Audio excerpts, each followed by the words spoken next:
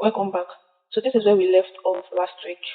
We were able to download the desktop app for Figma to ease our use.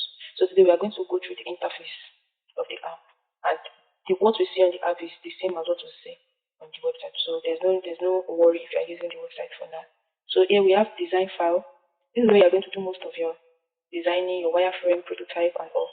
Then Figma board is just like a board, as the name says, where you will be able to like draft out some things, your thoughts, do critical thinking, just to have everything written so you don't miss out on anything. So here we have Explore Community. In community, you have access to a lot of free designs, tools, a lot of things that will help you while designing. We'll get more into it later. And here we have recently viewed files, probably files that are working on, and so on. So you can easily come here and continue your file. So now we are going to start by creating a new file here. So we'll click design file. I have a lot of files open which I'm working on, but okay, so here is the file now. You can see it is blank, nothing really. So we can rename this file for easy location. So I'm going to rename it tutorial.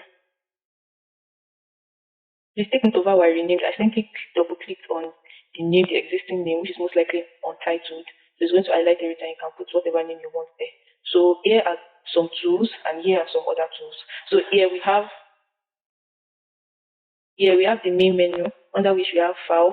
Here you can, through this file, you can place an image, object, text, vector, view, all those things. Then here we have frame. So under frame you can pick the kind of phone frame you want.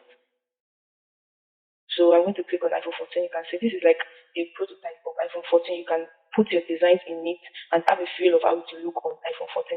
And if you don't want that, you can pick from other selections. That here we have Android small, Android large, tablet, desktop, presentation, and we even have watch and a lot more depending on what you want to do. So here we have shapes here. So we have rectangle here. You can simply click, then come here and drag. You notice that when I drag the rectangle, it is inside this iPhone 14 frame. Notice if I drag another one outside, you see that there is a new name here, and it's not inside any of these frames. So if you want it inside one of the frames, you simply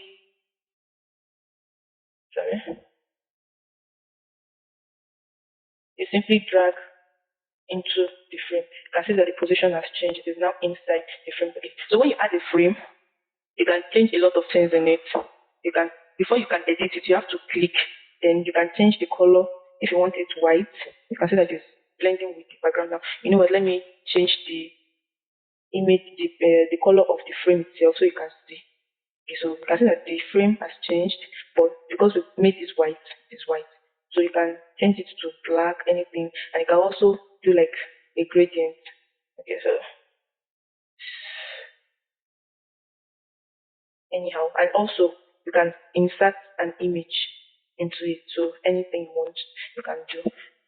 So we use this rectangle mainly to create like a division, like to create sections. Okay, to have sections in your design so that everything will not just be in the same, like just a single box without any differentiation. So the text is to insert text, but please note, if you put your text box and you don't type anything and you click off, it's going to disappear. You can see. Let's try that again. So in case you make a mistake, you can see the text box now, but if I click away, that disappears. So immediately you insert the text box, you have to click something. You have to type something in it so that it won't disappear. Okay, so we have it here now. And when you are working, it is advisable to name the frames you had and the shapes you had. So let's say this is header for easy location. And if you plan on having a lot of header, you can just put header 1, and to rename the frame itself, like the phone frame, instead you are going to click on the name. Okay, so you are going to click on the name here, double click, and it is highlighted. So let's say home page. You can see that the name changed here too. So it is advisable to do that so that you can keep track of everything you're doing. So this is the second example. Let's say body, main body, okay, main body. So aside this is just an overview of all you can do. So aside this, you can edit your text like in a normal document. You can change the font. So the font has changed. I don't know if you can. You can change the font. You can change the size and take bigger now. And in case you're wondering how I'm zooming in and zooming out, I'm simply using Control plus to zoom in and Control minus to zoom out. If you're using MacBook, that's going to be Command, I guess, Command plus and Command minus to zoom in and out to see what you're doing in detail.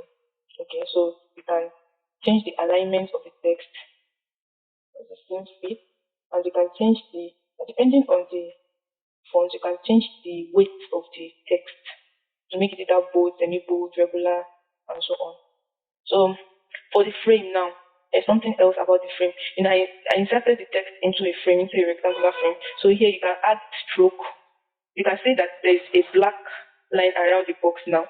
So since we have a stroke there now, you can increase the width, the how thick the line is going to be, let's say to 5. Okay, so you can see the difference clearly now. And then since we have this, we can change the feel of the box to white.